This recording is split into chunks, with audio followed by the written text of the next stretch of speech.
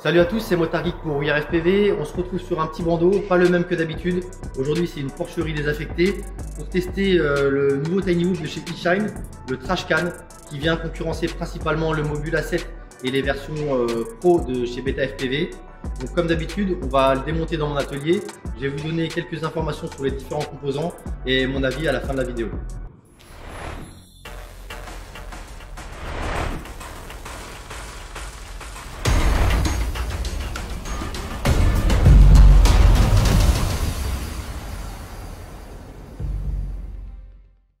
Alors, après le Beta FPV 75X, le Mobule A7 et même le Tiny Hawk, aujourd'hui on s'attaque à l'eShine Trashcan.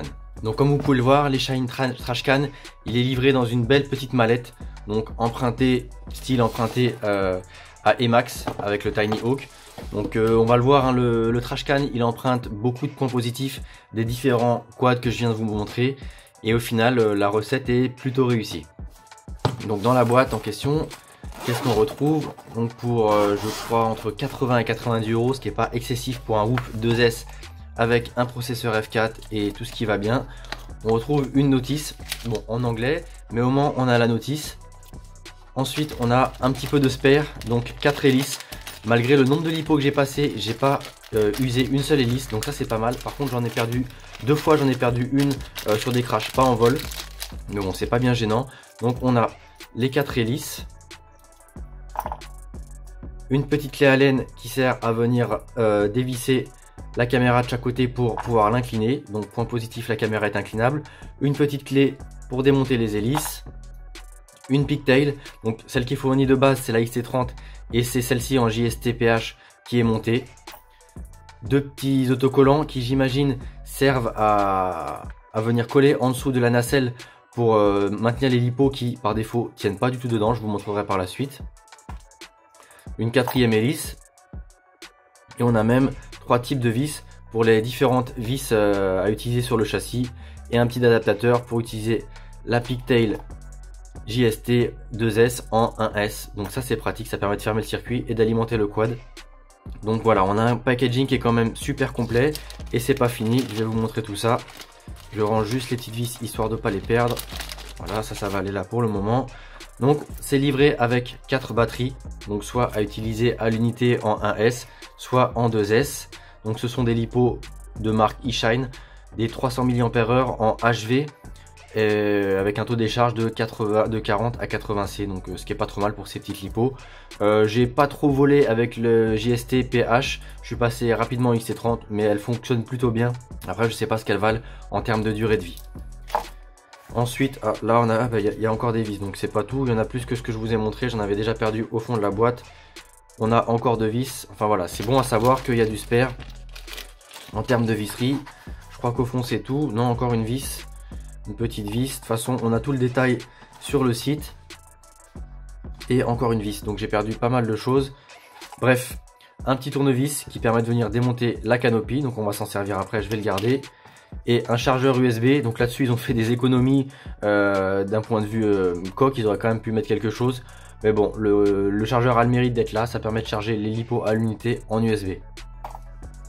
Donc c'en est tout pour la boîte. Donc comme d'habitude, on va analyser le quad et le démonter ensemble, en même temps que je vous colle quelques petits DVR là-haut. Les DVR, je vais essayer dans la mesure du possible, en fonction de s'ils sont bien ou pas, de les mettre dans l'ordre chronologique. Ça vous permettra de voir la progression entre guillemets de mes réglages, parce que j'ai changé quasiment les réglages à chaque vol, pour à la dernière lipo avoir quelque chose qui me plaît plutôt bien.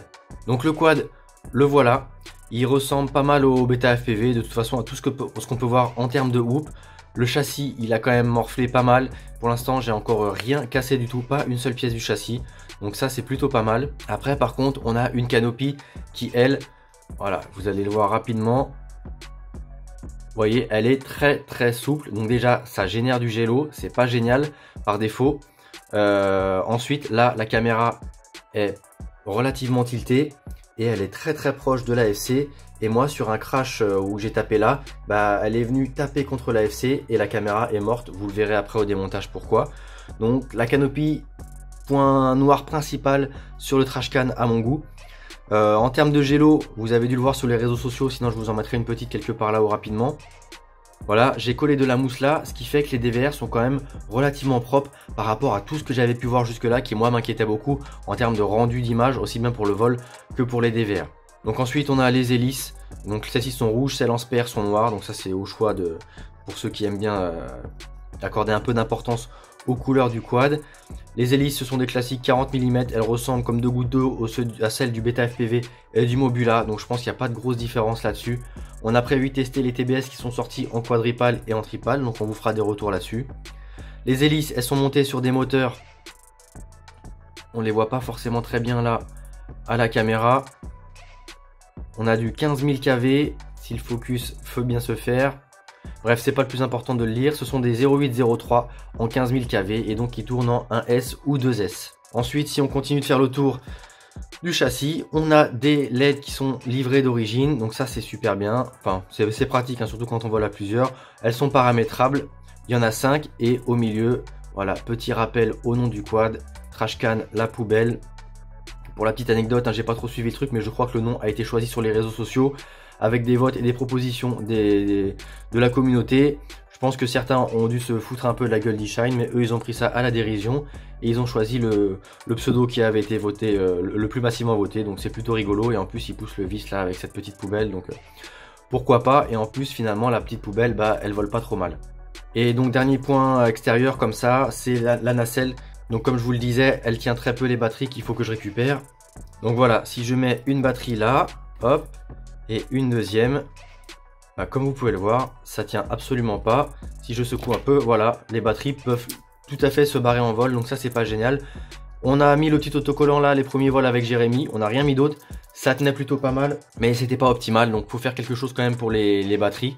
Par contre, du coup, comme je suis passé en XT30, j'ai mis les batteries du 75X, celle d'origine, ou les Nanotech que je vous ai déjà présenté dans l'autre vidéo, donc je vais pas vous les remontrer, mais elles rentrent comme deux gouttes d'eau. J'ai l'impression que c'est exactement la même nacelle que le Beta FPV, donc ça c'est plutôt une bonne coïncidence, j'ai envie de dire. Ensuite là, on a le port USB qui est très accessible, facilement accessible. Quand on le branche, ça s'enfonce pas trop. C'est beaucoup plus pratique ça que sur le 75X en l'occurrence. Là, c'est facile d'aller faire les réglages, même si une fois qu'on a fait la base, tout est accessible depuis l'OSD actif. Et donc, comme sur tous les petits Whoop du marché, un S ou 2S, on a les moteurs qui se changent très facilement, juste là, en remplaçant un petit connecteur et 3 vis. Donc ça, c'est pareil, une maintenance super facilitée. Et donc, en parlant de maintenance, là, vous pouvez le voir, avant d'attaquer le démontage, on a l'antenne du récepteur intégré. Donc il est livré avec un récepteur intégré compatible FrSky, FlySky ou Spectrum. Il suffit juste de mettre la bonne target lorsqu'on flash Betaflight. Moi je l'ai pris en FrSky. Ils indiquent que c'est un non EU, mais comme il est compatible D8, on peut tout à fait le binder avec une radiocommande EU, avec le module donc XJT en flashé en EU LBT, à partir du moment où on a un OpenTX en lui qui est lui en non EU, ce qui n'empêche pas d'avoir les menus en français, hein, ne vous inquiétez pas, parce que j'ai eu pas mal de questions à ce sujet là, mais il fonctionne très bien avec une Taranis EU. Il faut juste avoir le mode D8 et donc on peut le binder en D8 et donc ça c'est plutôt pratique. Donc l'antenne interne elle est là, la portée n'est pas excessive. J'ai eu beaucoup de low RSSI. J'ai eu un seul failsafe en faisant un dive sur une antenne sur un Mach 4G, donc c'était pas forcément le truc le mieux d'un point de vue interférence sur la fréquence de Giga 4, mais quoi qu'il en soit, voilà, il est là et il fonctionne pas trop mal et je trouve que la portée est nettement meilleure que sur mon Tiny Hawk. Donc voilà, c'en est tout, on va attaquer le démontage tout de suite. Donc il y a tout simplement les 3 petites vis sur le dessus de la canopie à démonter, enfin à dévisser.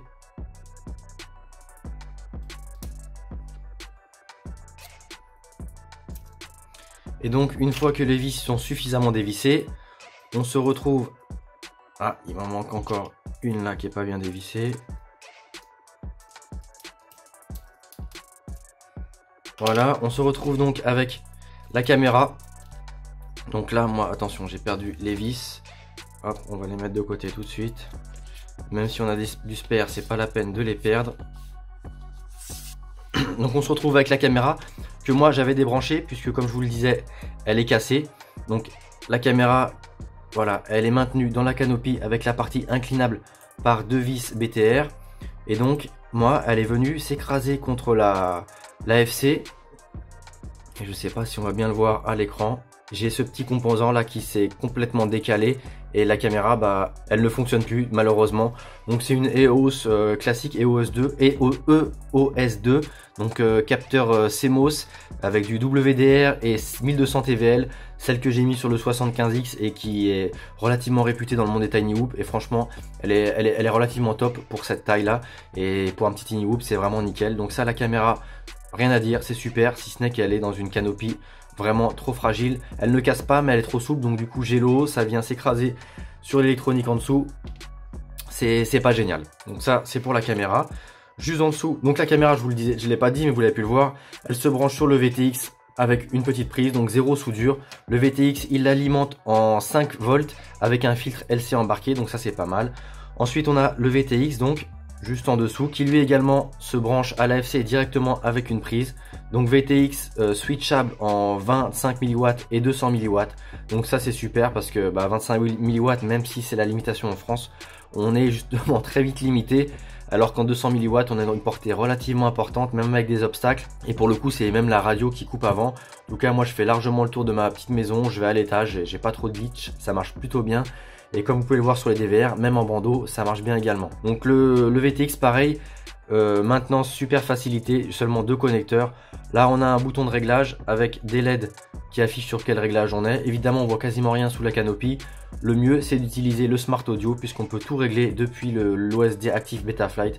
Donc ça c'est pratique. Ensuite on a la petite antenne, connecteur UFL. Donc ça pareil c'est pratique si on veut passer sur une antenne d'un peu meilleure qualité que cette petite antenne linéaire là.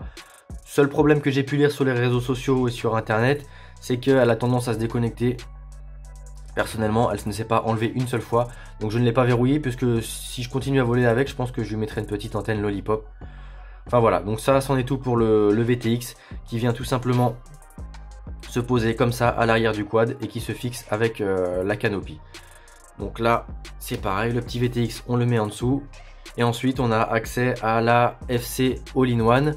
Donc c'est une FC dotée d'un processeur de type F4 avec un gyroscope MPU 6000. Donc là on est vraiment dans à peu de choses près qui se fait de mieux dans le domaine, et ça se ressent sur les performances de vol, même si les pré-réglages, d'ailleurs j'ai pas fait attention dans le diff si les PID ont été changés.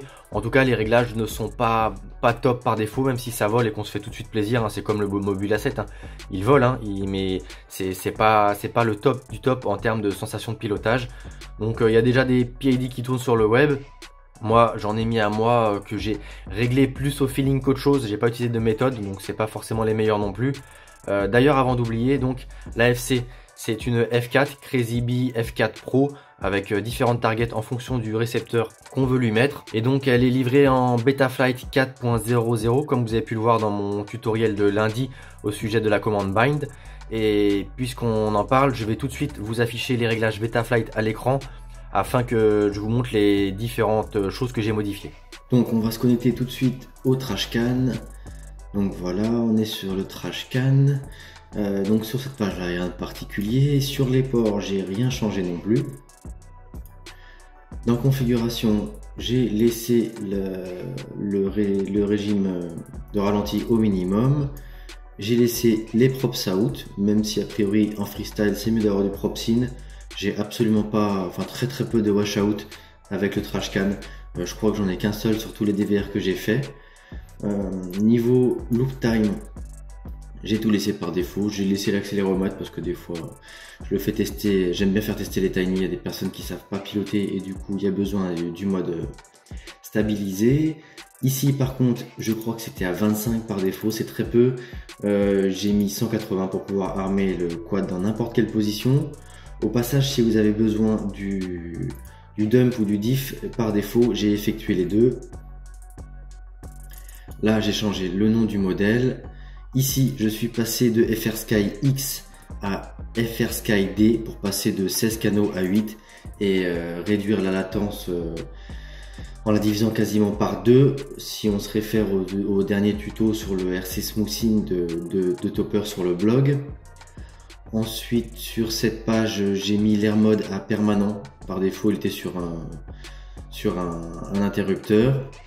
Là je vais le mettre tout de suite, j'avais oublié de le faire, c'est le le petit buzzer sur les moteurs, même si ça sonne vraiment pas très fort sur ces petits moteurs. Et juste là, j'ai désactivé l'USB. Donc là, on va faire sauvegarder et redémarrer pour ma nouvelle option. Hop, on se reconnecte. Donc configuration, on a terminé. Alimentation et batterie, j'ai rien touché. J'ai l'impression que les capteurs ou les pseudo-capteurs ne sont pas hyper précis. En tout cas en termes de courant. Réglage speed, donc là vous avez mes rates qui ont encore plus d'expo que d'habitude sur les Tiny parce que en intérieur je trouve que c'est plus simple pour moi avec ma petite course sur la X-Lite et ma tendance à beaucoup mettre de gros coups de stick, et surtout des PID donc que j'ai légèrement modifié. J'ai pas suivi de procédure particulière, j'ai fait ça au feeling au fur et à mesure des batteries. Donc dans un premier temps j'ai augmenté les I du roll et du pitch parce que je trouvais qu'il dérivait pas mal. Ça a bien corrigé le souci.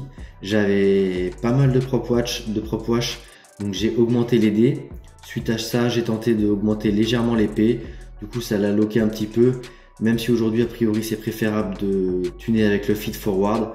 Paramètre que je connais très peu, donc je l'ai monté jusqu'à avoir un comportement qui me convenait. Parce que c'est vrai que le feed forward change relativement radicalement le comportement du quad.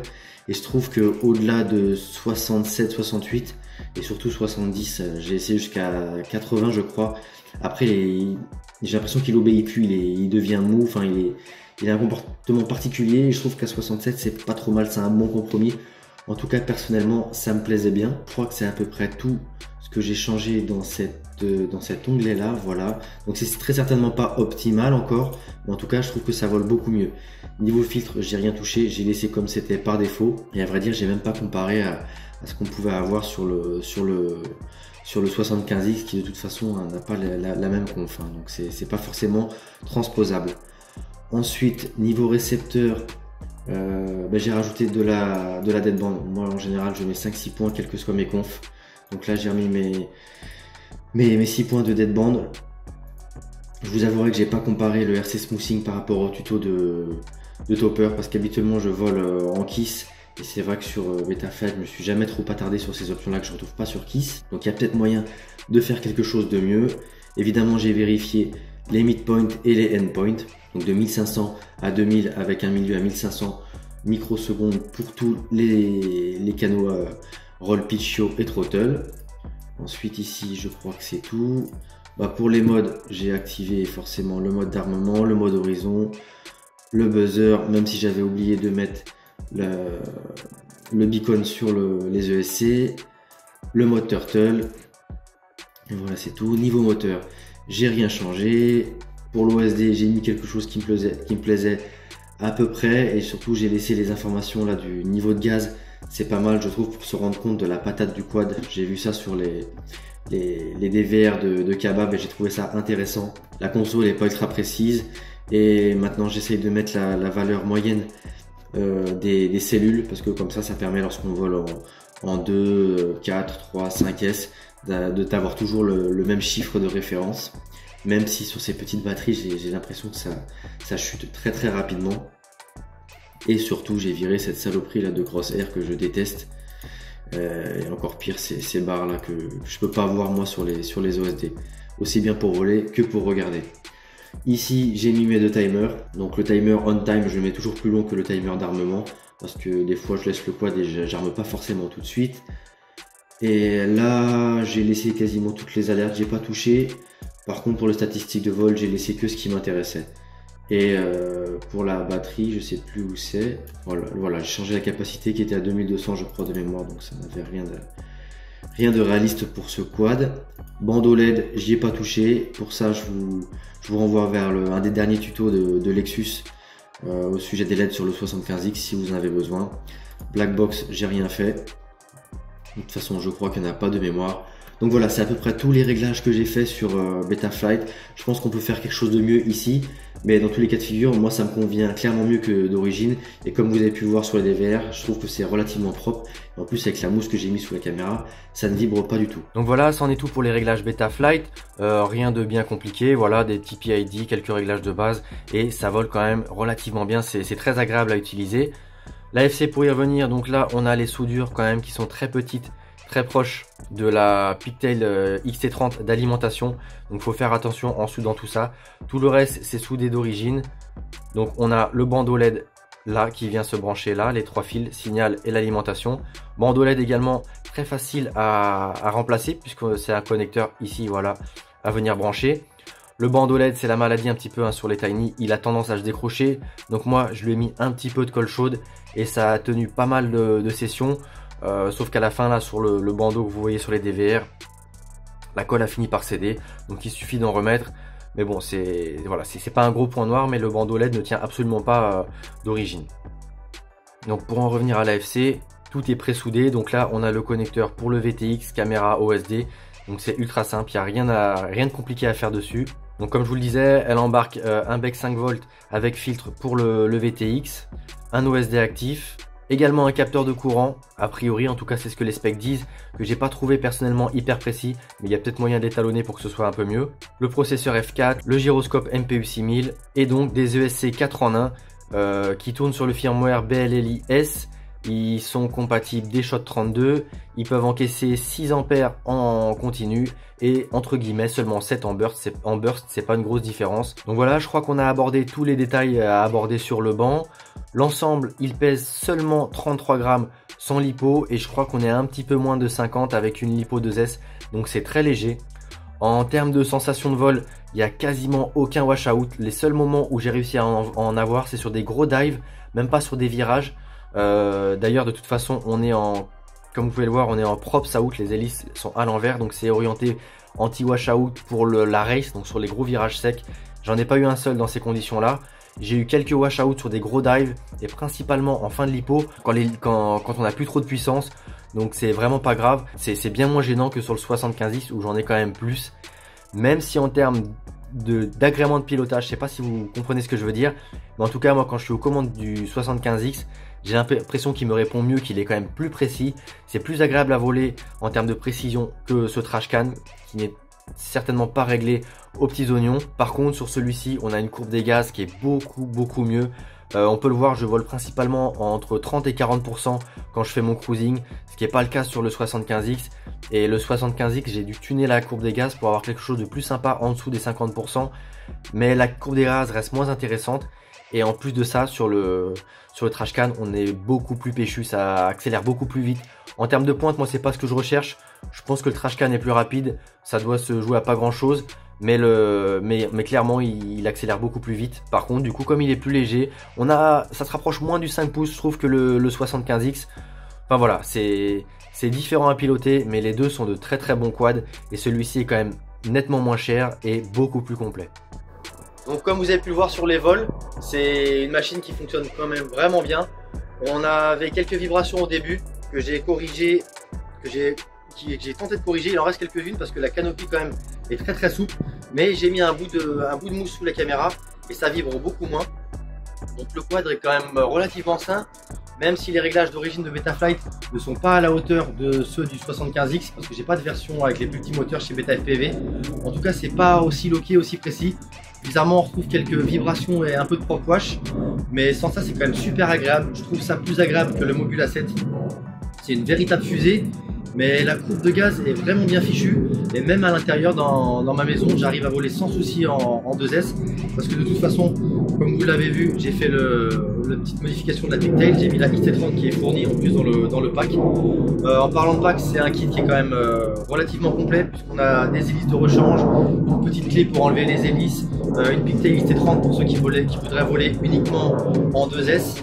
Enfin voilà, c'est un packaging assez complet pour un prix relativement réduit, avec du matos entre guillemets assez haut de gamme, en tout cas dans la tendance, puisqu'on est avec un CPU F4, un VTX 200 mW, compatible 25 et 200 mW, qu'on peut switcher depuis l'OSD actif, donc on peut faire tous les réglages Betaflight dans l'OSD.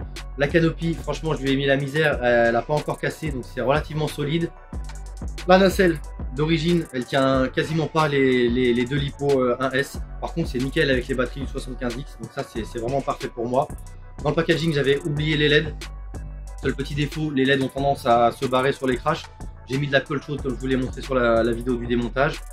Donc voilà, c'est un quad qui selon moi vaut vraiment le coup, que ce soit pour un débutant, un confirmé. Voilà, on est sur un prix raisonnable, ça vole bien. Là maintenant c'est super simple parce qu'il y a zéro soudure, que ce soit pour la caméra qui est reliée au VTX par une petite prise Molex et le VTX qui est relié à la FC également par une prise. Les 4 moteurs pareil sur une prise. Donc voilà, ça convient à tout le monde, c'est pas cher. J'ai pas les sensations que j'ai sur le 75X, mais clairement je m'éclate avec. Et la caméra, oui, j'en ai pas parlé, la EOS 2 d'origine, c'est pareil, c'est super agréable, c'est une bonne qualité. Donc là, eShine a fait vraiment, ils ont pris tout ce qui va bien chez tout le monde. La canopie, le vole plutôt bien du 75X, le combo moteur hélice qui va bien sur le Mobula 7 pour en faire une petite fusée. Et j'en ai pas parlé, la petite boîte qu'on retrouve sur le Tiny Hawk. Donc encore une fois, voilà, c'est très complet. Vous l'aurez compris, c'est un petit coup de cœur. Je ne saurais pas faire un choix entre le 75X et celui-ci. Moi j'ai les deux me plaisent. Ce sont deux bons quads. Sur ce, je vous dis à bientôt sur la chaîne. C'était Motard Geek pour WeAref TV.